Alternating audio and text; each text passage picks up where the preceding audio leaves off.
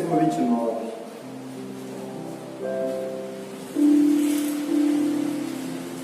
Aliás, podemos ver o versículo 28, a partir do 28.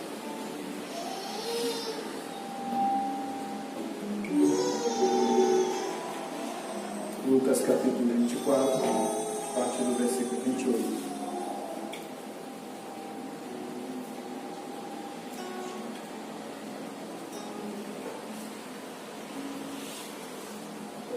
A palavra do Senhor diz assim: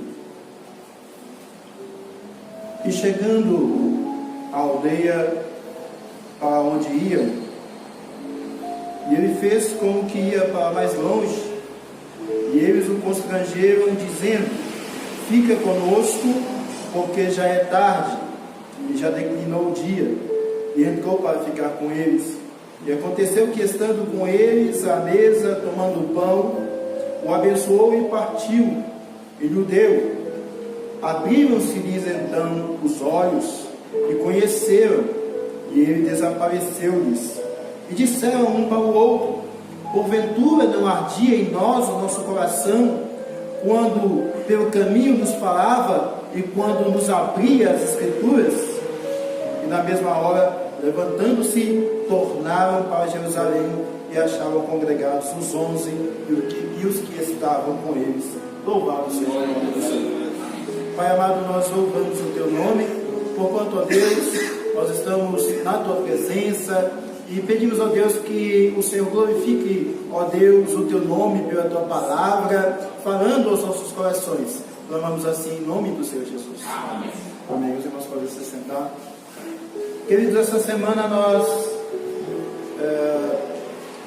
fomos envolvidos por uma série de eventos, de uma semana que é muito celebrada, é muito comemorada pelas pessoas, né? A chamada Semana Santa, Semana da Paixão de Cristo, né? Comemorada por todos os cristãos. As pessoas, de uma forma ou de outra, celebram, ou pela ligação que ela tem com a Páscoa, né? Ou pela própria celebração da morte e ressurreição de Cristo. E muitos grupos cristãos se reúnem às celebrações, e as igrejas, por certo, elas acabam se movimentando de uma forma especial nesse período.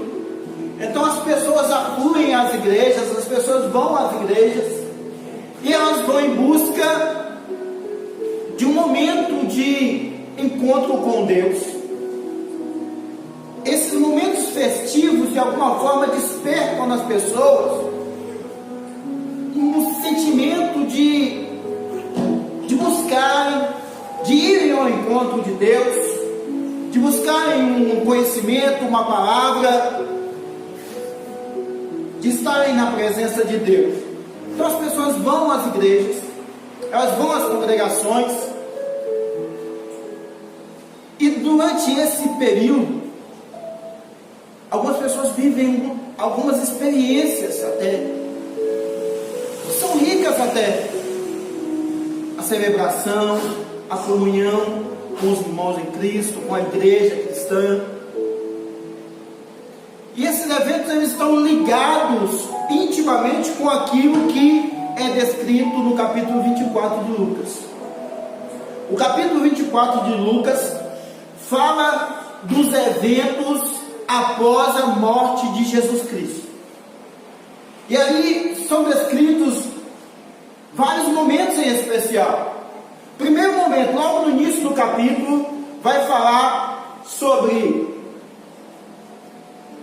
a ida de Maria, mãe de Jesus, Maria Madalena, Joana e outras mulheres ao túmulo, ao sepulcro. E elas iam ali com especiarias, e quando elas chegam ali para cumprir os ritos, elas encontram na frente dois seres com vestes resplandecentes, dois anjos, e os anjos perguntam a elas: por que buscais aquele que vive entre os mortos? Ele não está aqui, ele ressuscitou. E na sequência, lembrá-las. Eles começam a lembrar de tudo aquilo que Jesus tinha falado. Lá no início do capítulo diz assim, não está aqui, mas ressuscitou, lembrai-vos como vos falou, estando ainda na Galileia, dizendo, convém que o Filho do Homem seja entregue nas mãos de homens pecadores, e seja crucificado, e ao terceiro dia ressuscite. E lembraram-se das suas palavras. Elas lembraram. Por que isso? Por que o versículo enfatiza? Lembraram-se das suas palavras. Porque diante daquela emoção, diante do evento da morte de Cristo, elas se esqueceram que Cristo havia falado que ia ressuscitar. E depois o próprio capítulo vai descrever mais alguns fatos, vai falar dos discípulos, vai falar de Pedro, que ele corre ao sepulcro e que ele encontra os lençóis ali e não vê Jesus. E da emoção, do sentimento que o toma ali, Pedro, porém, levantando-se, correu ao sepulcro e abaixando-se, viu só os lençóis ali postos e retirou-se, admirando consigo aquele caso. Na sequência é que nós vamos encontrar a descrição dos dois discípulos que estavam antes em Jerusalém. Eles participaram de todos aqueles eventos, eles estavam ali juntos com os demais discípulos, com os apóstolos, estavam ali, viram a crucificação de Jesus, mas depois eles tomam o caminho de Emaús, e eles estão seguindo o caminho de Emaús, diz a palavra que cerca de 60 estádios, cerca de 12 quilômetros mais ou menos, de Jerusalém. E no caminho, eles iam conversando um com o outro, e chega Jesus junto a eles. E Jesus começa a perguntar: que palavras são essas que vocês estão trocando? E por que vocês estão tristes? E eles não reconhecem Jesus. Eles começam a explicar para ele: olha, por acaso esse peregrino aqui, você não conhece, não viu as coisas que estão acontecendo? Você não sabe todos os eventos que aconteceram aqui? E eles vão explicando, e eles começam a falar sobre Jesus, que era valão, profeta, poderoso em obras, foi morto, crucificado. E Jesus os chama de nécios e tardos de coração para crer naquilo que os profetas disseram. Por que isso? Porque Jesus percebeu que eles haviam se esquecido. Como as mulheres haviam esquecido lá, ao chegar no sepulcro, eles estavam preparavam-se para cumprir os ritos, mas Jesus tinha falado que ele estaria ali, que ele ia ressuscitar. Esqueceram.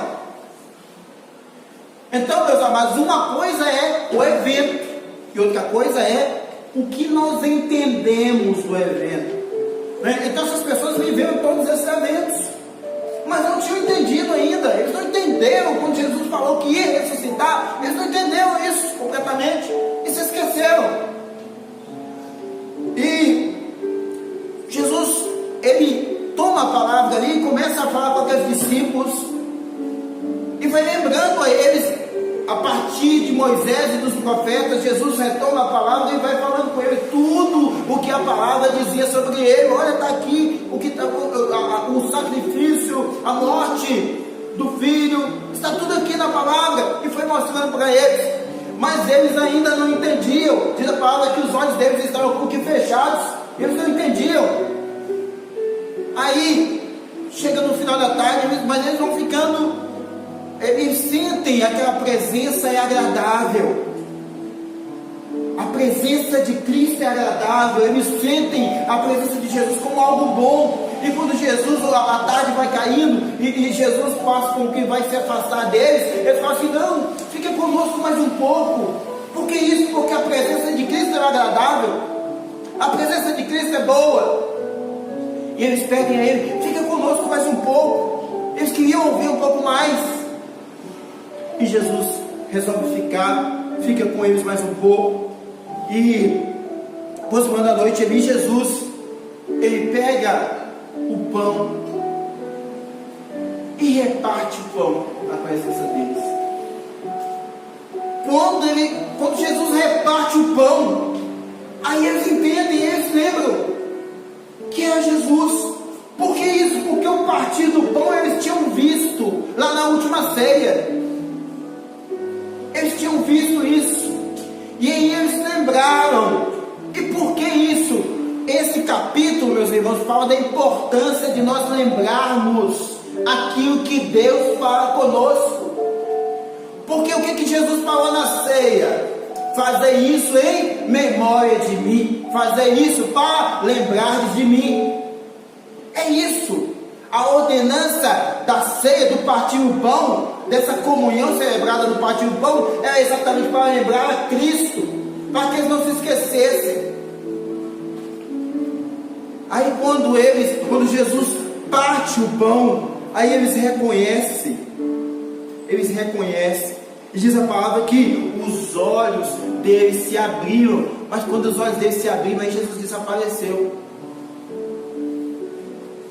Meus amados, quanta gente tem afluído às igrejas. Nesses dias, como nós falamos, dias festivos, quanta gente tem vindo à igreja.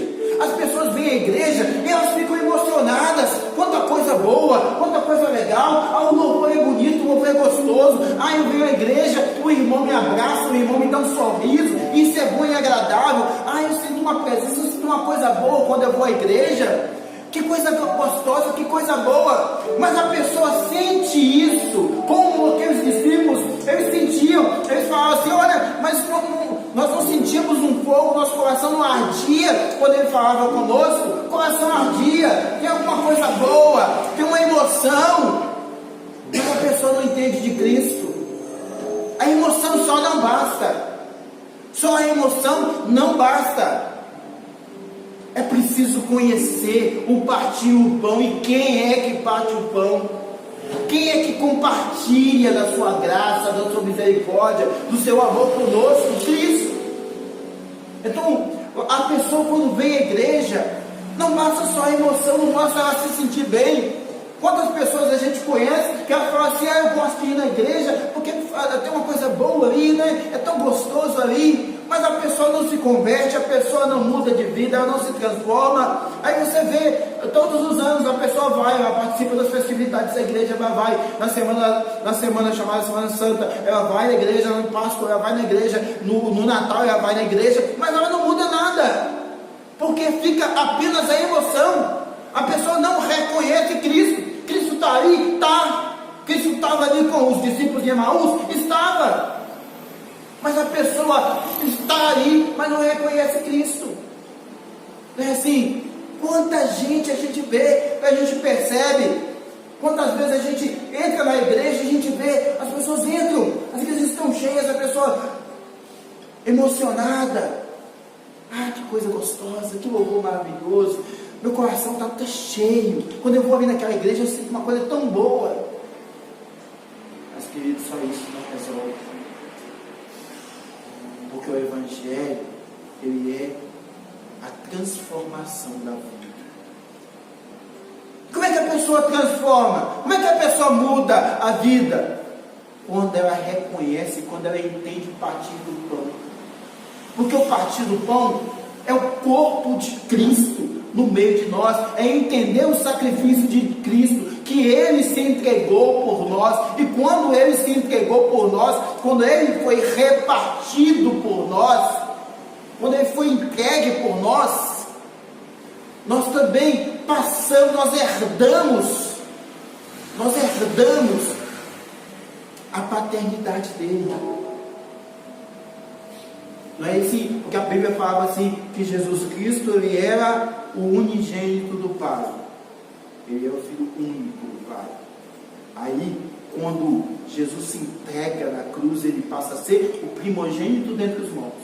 Ele é o primogênito da criatura. Então, por que isso? Porque Ele é o primeiro que recebe essa ressurreição e que, através dessa ressurreição, nos dá a própria vida dEle.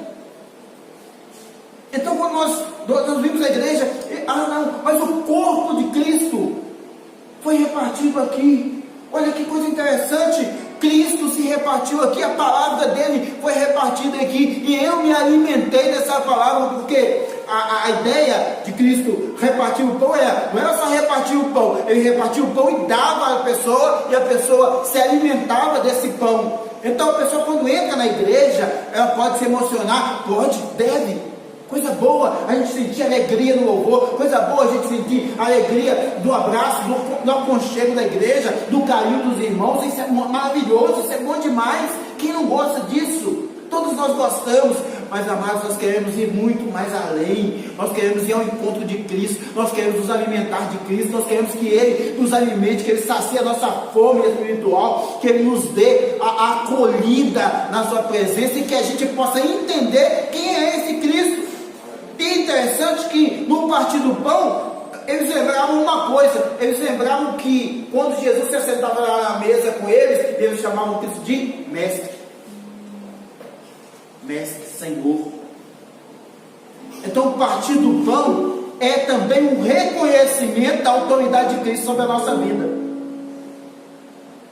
Esse partir do pão que só existe na presença de Deus, na igreja reunida, na comunhão de Cristo, ele é o momento em que Cristo está se entregando a nós. Então a gente vem para a igreja e a gente entende o seguinte: olha, Cristo está aqui, Cristo está se entregando a mim hoje, Ele está repartindo o pão, Ele está repartindo o pão, Ele está me dando esse pão, Ele está me dando dele mesmo, para que eu me alimente, para que eu me sirva da sua presença e da sua vida, da vida que há em Cristo. Porque quando eu entendo isso, aí eu vou me colocar na presença de Deus e vou falar: Senhor, deixa eu me alimentar na tua presença, deixa eu participar desse pão. Não quero só me emocionar, não, Senhor. Eu quero participar desse pão, eu quero participar dessa comunhão, eu quero sentir a tua presença de uma forma profunda. Eu quero que os meus olhos se abram, Senhor. Senhor, abre os meus olhos, Senhor. Meus olhos estão fechados, Senhor. Eu não estou entendendo ainda o teu projeto, não estou entendendo ainda a tua palavra, eu não estou entendendo ainda o que o Senhor quer de mim, eu não estou entendendo ainda para que eu estou aqui. Será que eu vim aqui só para me alegrar? Será que eu vim aqui só para sentir um aconchego? Não, Senhor. Abre meus olhos. Abre os meus olhos. Muda a minha vida. O partir do pão, querida, é mudança de vida. É mudança de atitude. Sabe o que é aqueles discípulos? O que aconteceu com aqueles discípulos? Eles estavam indo no caminho de Emaús, não é? Imediatamente, quando Jesus parte o pão, eles reconhecem Jesus, eles mudam a direção e eles voltam lá para Jerusalém. Sabe o que conversão significa? A palavra conversão, amartia, significa mudar de direção. Mudar de direção, mudar de atitude.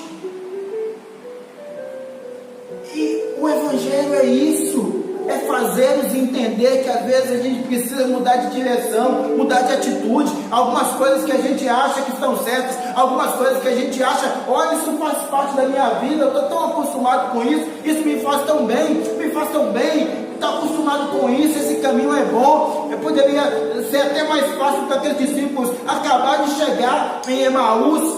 Talvez o caminho de volta para Jerusalém era um caminho até mais longo. Mas eles decidiram, eles entenderam que precisavam voltar para Jerusalém. E quando eles voltam em Jerusalém, eles encontram os 11 discípulos reunidos e todos os demais reunidos ali. O que acontece? Jesus entra no meio deles. Então, queridos, há uma necessidade da gente trazer à memória, como diz a palavra, aquilo que nos dá esperança. O que dá esperança? A presença de Deus. Os discípulos estavam tristes. Jesus falou assim: por que trocar essas palavras? Por que estás triste? Porque quando Jesus muda a nossa direção e muda a direção da nossa vida, Ele vai trazer sempre alguma coisa nova. Lá eles viram Jesus, e quando eles encontraram com Jesus lá em Jerusalém, além de encontrar com Jesus, eles encontraram de novo com a comunhão dos irmãos, aquela presença aquela presença ali estava completa, era a igreja ali, era a igreja, e Jesus estava dizendo ali, não se isola não. Talvez às vezes você pensa assim, eu me isolar vai ficar melhor, às vezes eu vou buscar meu próprio caminho, às vezes eu vou para uma outra direção, às vezes eu vou encontrar um outro caminho para mim. Não faça isso não.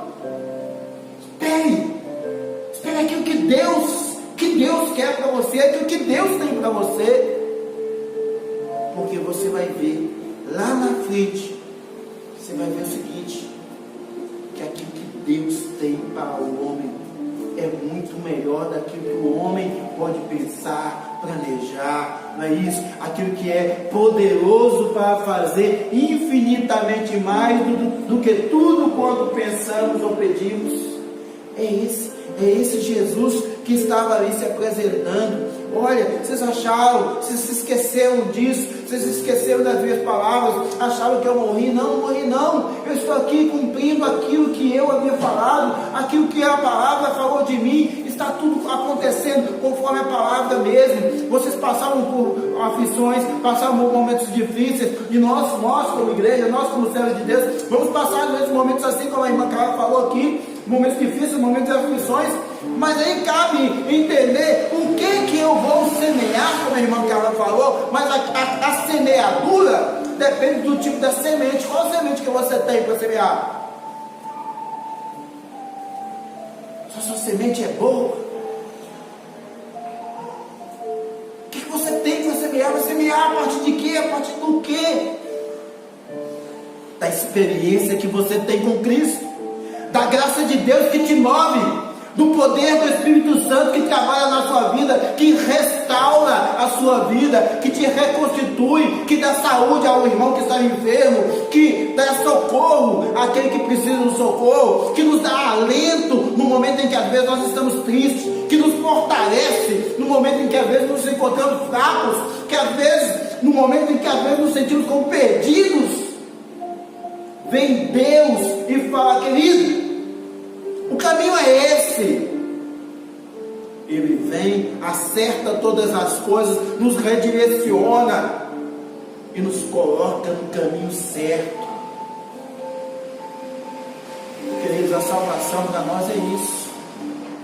Salvação é momento de mais proximidade com Cristo, mais intimidade com Cristo, mais crescimento espiritual.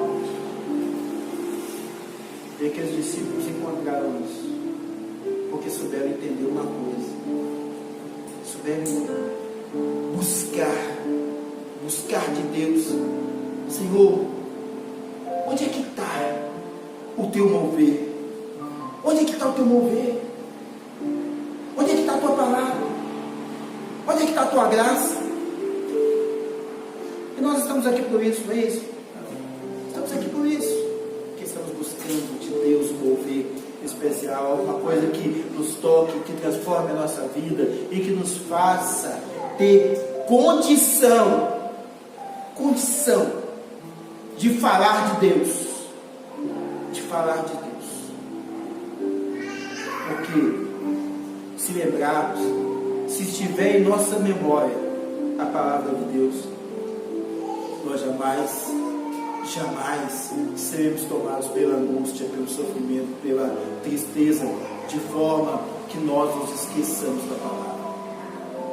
Vai lembrar da palavra, porque a palavra é alento, a profecia é alento, aquilo que Deus fala é alento, aquilo que Deus fala é socorro, aquilo que Deus fala é fortaleza, aquilo que Deus fala é renovo para as nossas vidas. Louvado seja o nome